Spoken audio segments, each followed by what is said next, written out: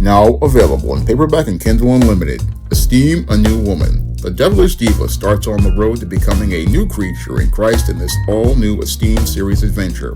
Get your copy of Esteem a New Woman at Amazon.com in paperback and Kindle Unlimited today.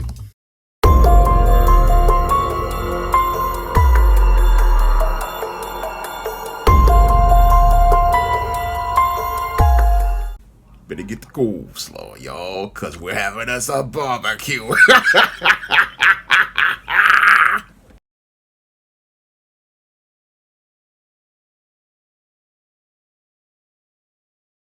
Okay, I'm coming to y'all one more again from the Metropolitan Oval.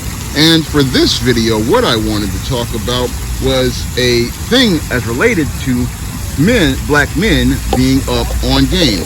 Now, one of my viewers wanted to know what I meant by black men being up on game, and what I mean by black men being up on game is that all of us black men actually following a code as related to manhood.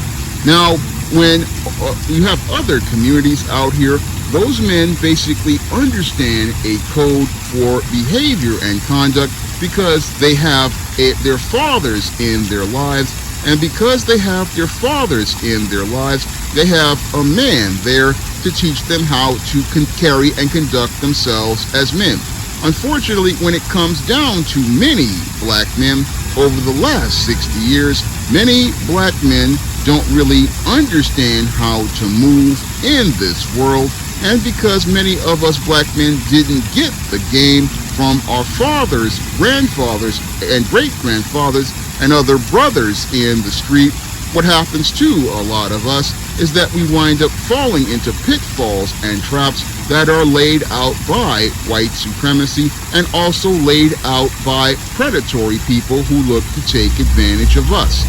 And when you are not on game, you're not understanding the code on how to move out here. And if you don't know how to move out here, what's going to happen is that you're going to wind up being seen as a mark who others can go out here and take advantage of. And what happens is that those people are going to go out here and make a deal that benefits themselves at your expense. And that's what happens to a whole multiple generations of black men when they didn't learn the game. They wound up getting taken advantage of by a whole host of people, and those people basically wound up finessing these black men, and as they went out here and made a better deal for themselves, and these guys basically were asked out in the street because they didn't know how to move. Now, when it comes down to many black men, again, we don't know the code for manhood because, again, we had a lot of our mothers and great-grandmothers and grandmothers get caught up in that white feminist movement. And as they got caught up in that white feminist movement, what happened with those boys who grew up in those homes is that they grew up in single mother households. And as they grew up in a single mother household, what happened to those black boys is that those black boys didn't learn anything about being a man from other men, but learned manhood from sources outside of the community, such as television shows, movies, and all sorts of books. And that's not going to teach you how to move as a black man, because the only person who can teach you how to move as a black man, teach you the written and unwritten social rules of black manhood, is another black man. Now, only another black man can teach you how to move in this world, because he knows that the world works completely different for him than it does a woman. And when it comes to a black man, the world works completely different for us than it does for a black woman, because the racism we experience is different from that of what a black woman experiences. Because when it comes down to the black man, he is seen as public enemy number one, and he's seen as a threat. And if he doesn't understand that first rule, he's not going to be able to survive. And a lot of black boys don't get that first rule, nor do they understand that when it comes down to you, you are behind enemy lines. And as you are behind enemy lines, you have to watch how you move out here, But when you have a guy who does not know the code, what he does is go out here and move real sloppy. And as he moves sloppy, he basically makes himself a target for predators who basically take advantage of him. And that first predator that basically takes advantage of him is his mama, because she's saying she can raise this boy to be a man, but he's not learning any sort of male life skills, and that creates a domino effect in his life that basically puts him on a road to a paradigm of failure. And as that boy is basically raised, he's out here not understanding how to think critically or analytically, and he's out here feeling like a woman. And as he feels like a woman, what happens is that those other people take advantage of him and manipulate his emotions to go out here and make deals that benefit themselves. And as they make deals to benefit themselves, he's the one who basically is the one who loses at the end of the day, because he doesn't understand how to move as a man and doesn't understand how the code for being a man. And when it comes for a black man, he's got to understand he's got to be in control of himself and navigate through his emotions. He's got to have total control over himself, because if he doesn't control himself, other people will control him. And what happens to many of these black guys who basically don't know the game is that they go off code, and as they go off code, what happens is people wind up pulling finesses at their expense, and they basically wind up making deals where they make the benefits for themselves.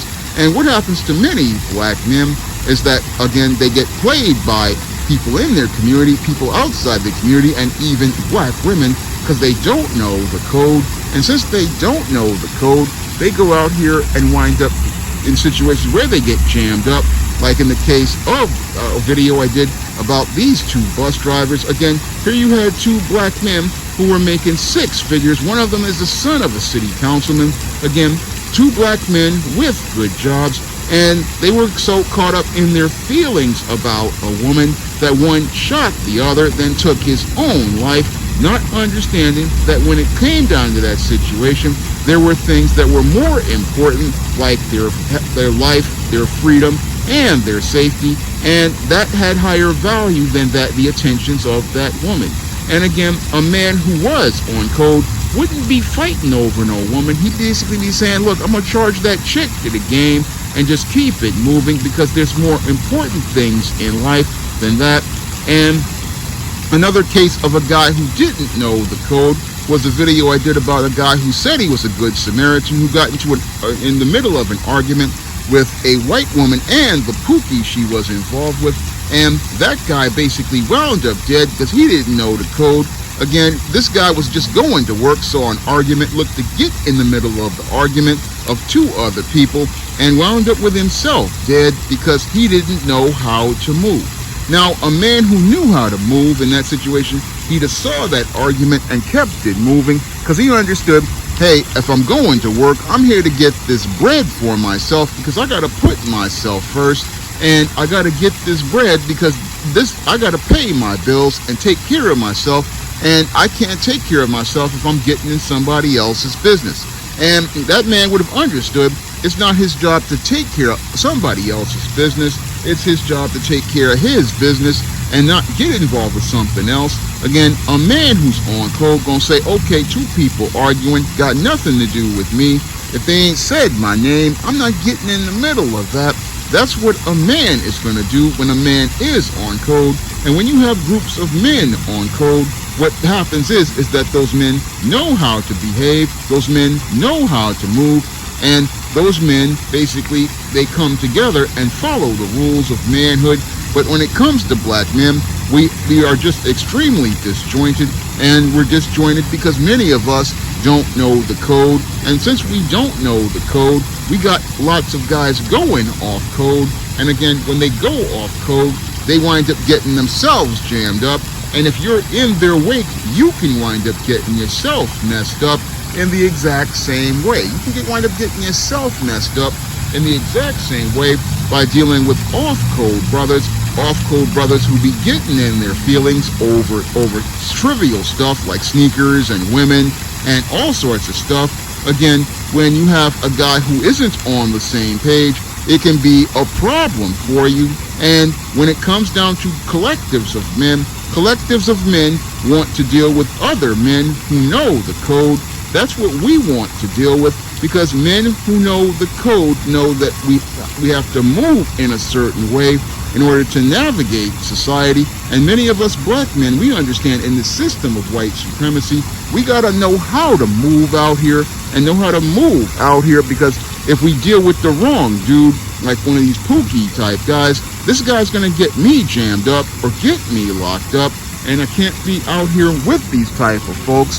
That's because this guy's not on the same page as I am, and if he's not on the same page as I am, then he's not knowing the code, and if he doesn't know the code, he's gonna wind up making a move that could wind up messing me up.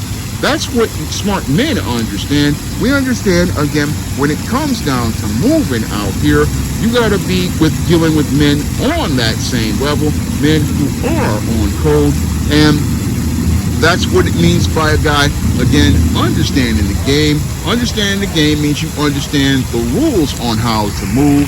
And when you understand the rules on how to move out here, you can wind up avoiding a lot of pitfalls and traps that are left for guys who basically are coming from dysfunctional households, like the single mother household, where he basically learns manhood from a woman.